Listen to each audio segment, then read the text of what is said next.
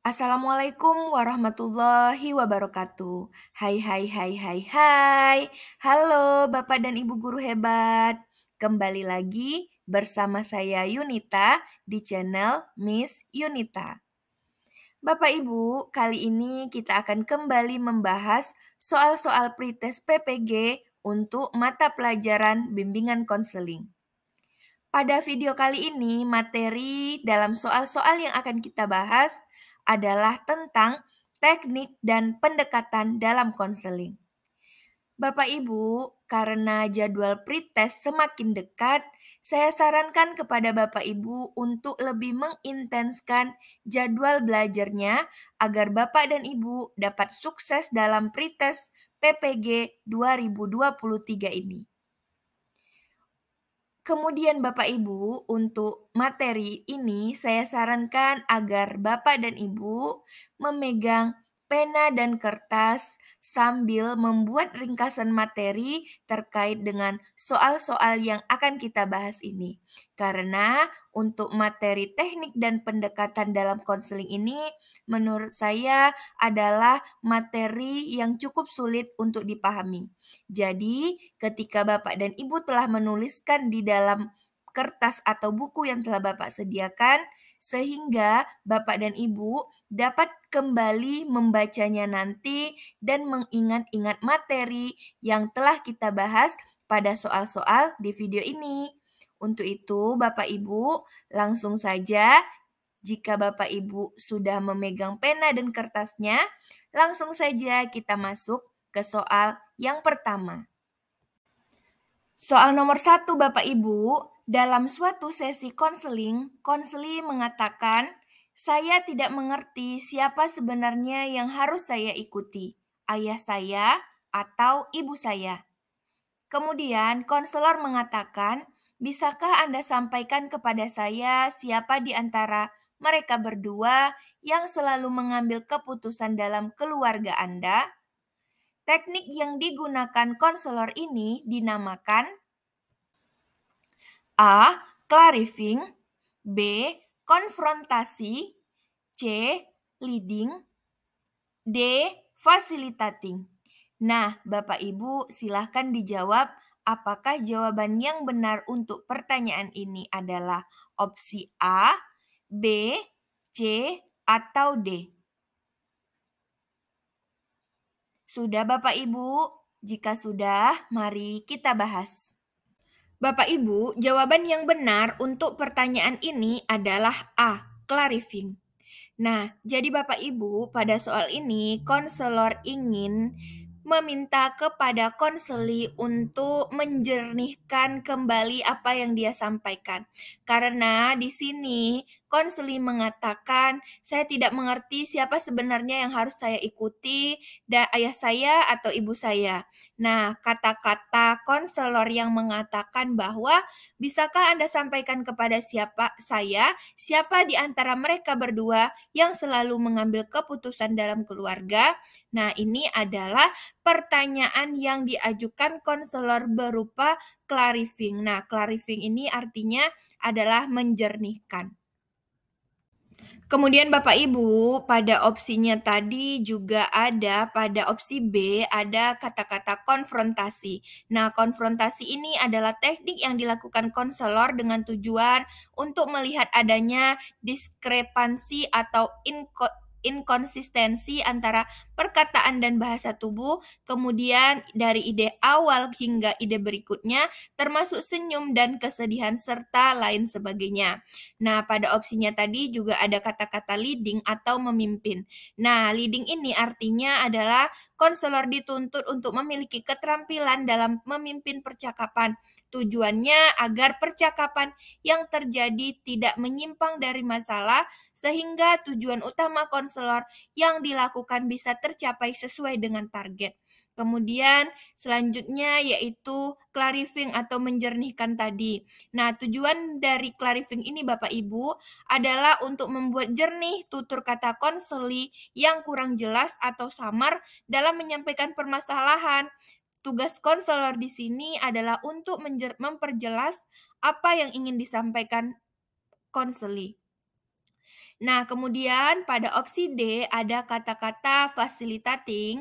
Facilitating ini adalah memudahkan, yaitu teknik yang digunakan dengan memanfaatkan konselor untuk membuka komunikasi terhadap konseli agar mudah berkomunikasi. Selain itu, juga dalam menyatakan perasaan, pikiran, dan pengalaman secara bebas.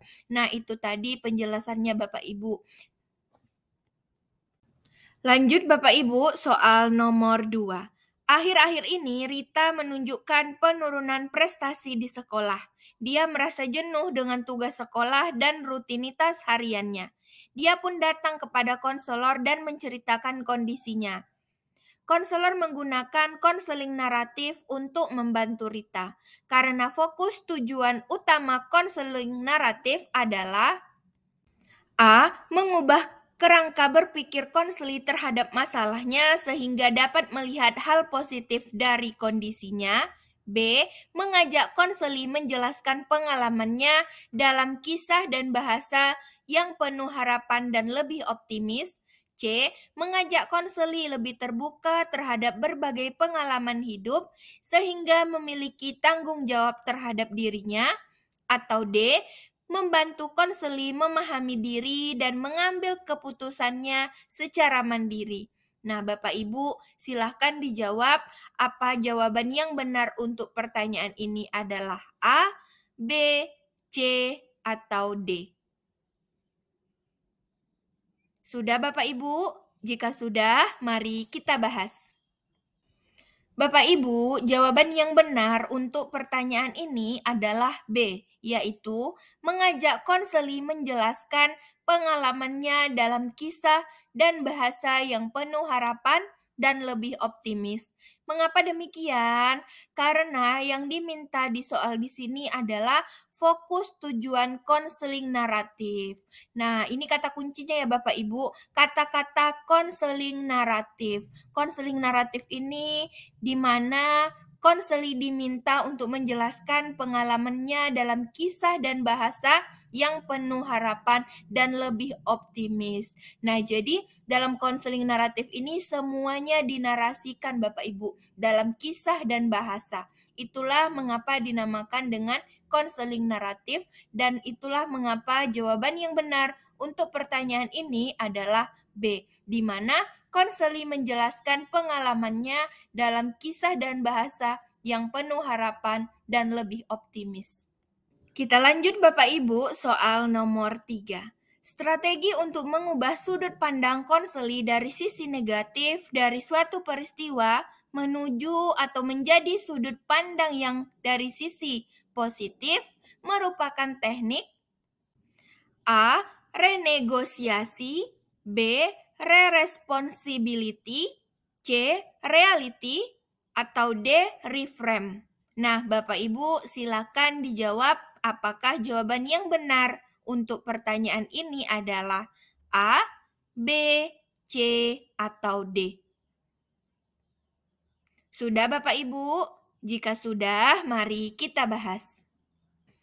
Bapak Ibu, jawaban yang benar untuk pertanyaan ini adalah D, reframe. Nah, reframe ini diartikan sebagai strategi untuk mengubah sudut pandang konseli dari sisi negatif dari suatu peristiwa menjadi sisi positif. Nah, begitu ya Bapak Ibu. Bapak Ibu, reframe ini merupakan salah satu dari teknik konseling realita. Nah, jadi teknik reframe ini adalah salah satu teknik dari teknik paradoksikal. Teknik paradoksikal ini terbagi menjadi dua lagi Bapak Ibu. Yang pertama reframe. Nah, reframe ini dilakukan untuk mendorong konseli untuk mengubah cara berpikirnya tentang suatu topik, mengubah sudut pandang dari sisi negatif dari suatu peristiwa menjadi sudut pandang dari sisi positif. Melalui pengubahan cara berpikir ini, jadi sesuatu yang awalnya tidak disukai menjadi disukai. Demikian pula sebaliknya. Nah, kemudian yang kedua dari teknik paradoksikal ini adalah paradoksikal prescription. Nah, teknik ini dilakukan untuk mendorong konseli untuk membayangkan hal-hal yang buruk mungkin bisa terjadi serta mencari solusi untuk menghadapinya. Nah, kesemuanya ini adalah teknik-teknik dari konseling realita Bapak Ibu. Jadi Bapak Ibu lebih bisa memahami lagi, membaca lagi materi-materi yang terkait dengan konseling realita. Kita lanjut Bapak Ibu, soal nomor 4. Dalam suatu sesi konseling, konseli berkata, "Saya merasa sedih sekali karena semua orang memarahi saya kemarin." Kemudian konselor mengatakan, saya dapat memahami perasaan Anda saat ini. Nah, teknik yang digunakan konselor ini dinamakan A. Refleksi perasaan, B. Empati, C. Simpati, D. Peduli. Nah, Bapak Ibu silahkan dijawab apakah jawaban yang benar untuk pertanyaan ini adalah A, B, C, atau D.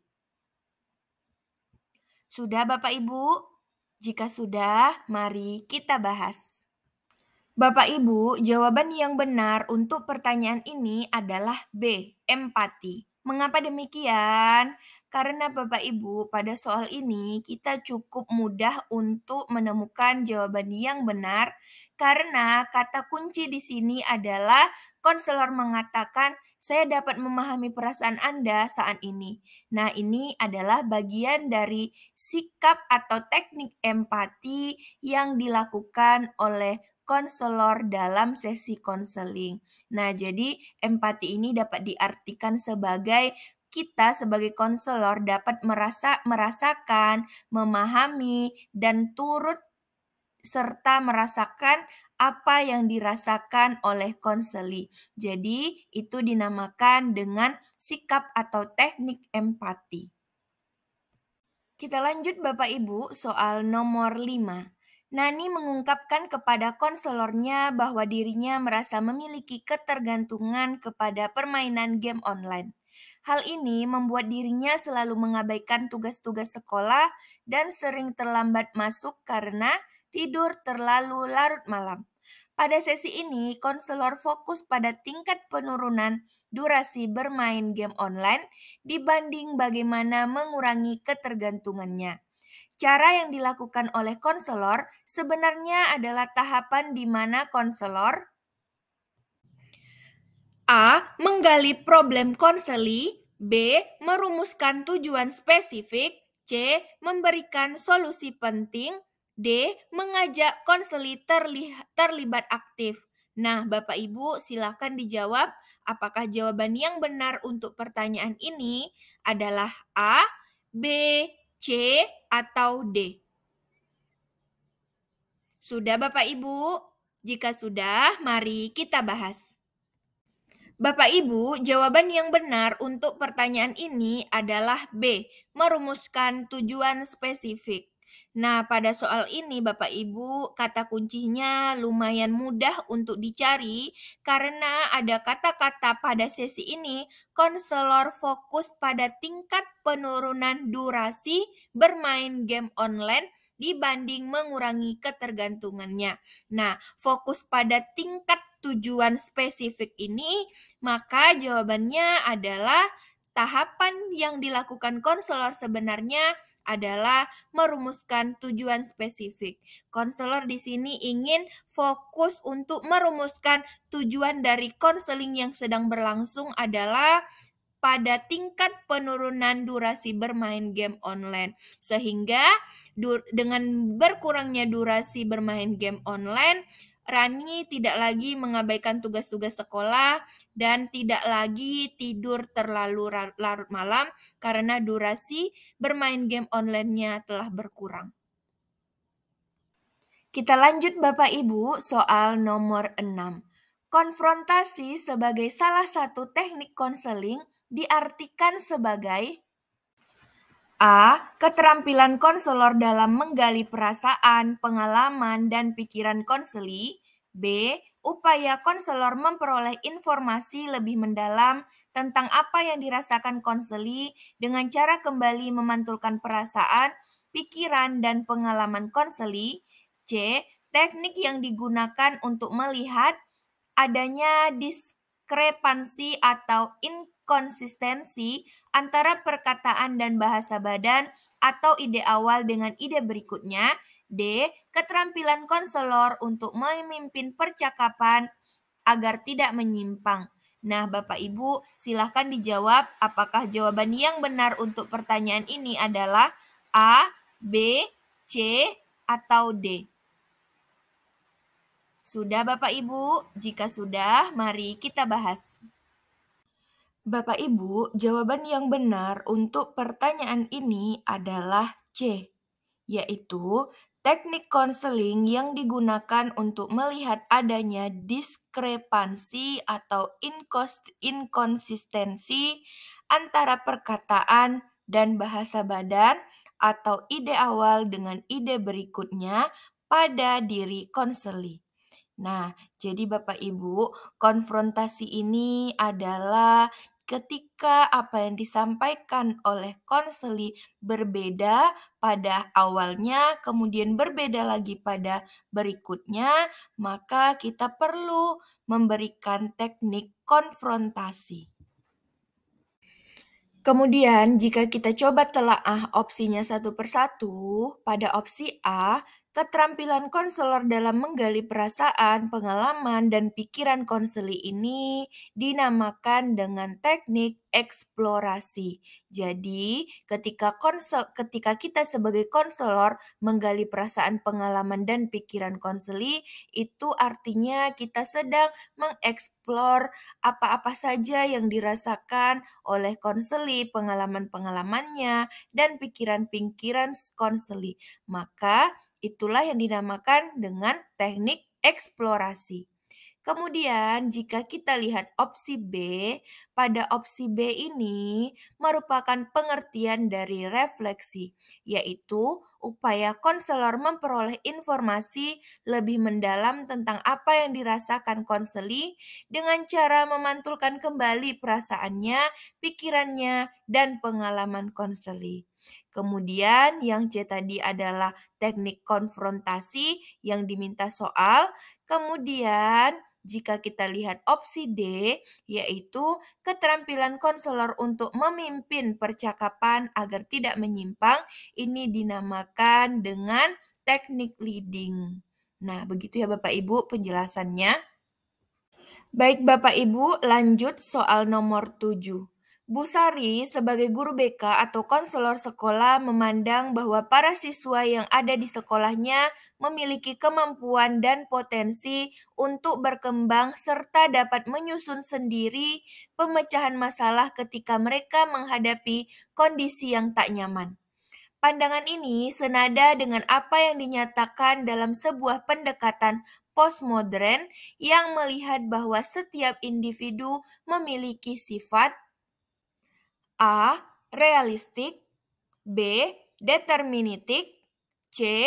Rasional, D. Optimistik. Nah, Bapak Ibu silahkan dijawab apakah jawaban yang benar untuk pertanyaan ini adalah opsi A, B, C, atau D. Sudah Bapak Ibu? Jika sudah, mari kita bahas. Bapak Ibu, jawaban yang benar untuk pertanyaan ini adalah D, optimistik. Karena Bapak Ibu, dalam pendekatan postmodern ini ada beberapa pendekatan yang terdiri dari pendekatan SFBT dan pendekatan naratif, kemudian juga pendekatan kreatif. Nah, jadi pendekatan postmodern ini berpandangan bahwa setiap individu tersebut memiliki sifat optimistik. Nah, ini sebagai contoh ya Bapak Ibu, bahwa pada konseling dengan pendekatan SFBC, yaitu konseling singkat berfokus solusi, didasarkan pada pandangan yang positif dan optimistik tentang hakikat manusia. Menurut teori ini, manusia adalah makhluk yang sehat dan kompeten. SFBC ini merupakan salah satu teknik dari pendekatan postmodern yang merupakan model konseling yang non-patologis yang menekankan pentingnya kompetensi manusia daripada kekurangmampuan dan kekuatan daripada kelemahannya. Di samping itu, manusia mampu membangun solusi dapat meningkatkan kehidupannya. Manusia juga memiliki kemampuan menyelesaikan tantangan dalam hidupnya. Bagaimanapun pengaruh lingkungan terhadap manusia, konselor meyakini bahwa saat layanan konseling, konseli mampu membangun solusi terhadap masalah yang dihadapinya. Karena itu, konseli juga mampu mengkonstruksi solusi terhadap masalah-masalah yang dihadapinya. Nah, jadi Bapak Ibu, menurut pendekatan SFBT yang merupakan salah satu dari pendekatan postmodern ini, hakikat manusia menurut teori ini bahwa manusia tersebut memiliki sifat optimistik. Kita lanjut Bapak Ibu, soal nomor 8. Dalam proses konseling, tugas utama konselor naratif dalam membantu konseli ditunjukkan dengan cara A. Mengajukan pertanyaan kepada konseli tentang sumber penyebab masalah. B. Membantu konseli untuk membangun alur cerita yang disukai. C. Menganalisis setiap pengalaman menyakitkan yang terjadi dalam kehidupan konseli. D. Membantu konseli memprediksi dampak dari masalah yang dihadapi. Bapak Ibu, jawaban yang benar untuk pertanyaan ini adalah B, yaitu membantu konseli untuk membangun alur cerita yang disukainya. Mengapa demikian? Karena Bapak Ibu, kata kuncinya di sini adalah konseling naratif. Naratif tersebut adalah berupa cerita-cerita atau menjadikan konseling sebagai narasi. Nah, untuk itu, jika kita lihat opsinya satu persatu, yang A mengajukan pertanyaan tentang sumber penyebab masalah, ini merupakan jawaban yang salah ya Bapak Ibu. Kemudian, jika opsi C menganalisis setiap pengalaman yang menyakitkan yang terjadi dalam kehidupan konseli, nah ini juga merupakan yang salah. Karena dalam konseling naratif tidak perlu menganalisis setiap pengalaman tersebut. Nah, kemudian jika kita melihat opsi D, membantu konseli memprediksi dampak dari masalah yang dihadapi atau yang dialaminya. Nah, ini juga merupakan jawaban yang salah karena kata kunci dari konseling naratif tersebut adalah membangun alur cerita yang disukai misalnya. Nah, ini dia penjelasan lebih lengkapnya ya Bapak Ibu. Menurut konseling naratif, tujuan dari konseling naratif ini adalah membantu konseli memahami kisah atau cerita yang telah membentuk kehidupannya. Dan konseli diberikan keterampilan untuk menentang atau mengeksplanasi cerita tersebut. Konseling naratif juga mengeksplorasi peristiwa dari pengalaman hidup seseorang, titik balik kehidupan, dan kenangan-kenangan dalam rentang waktu kehidupan.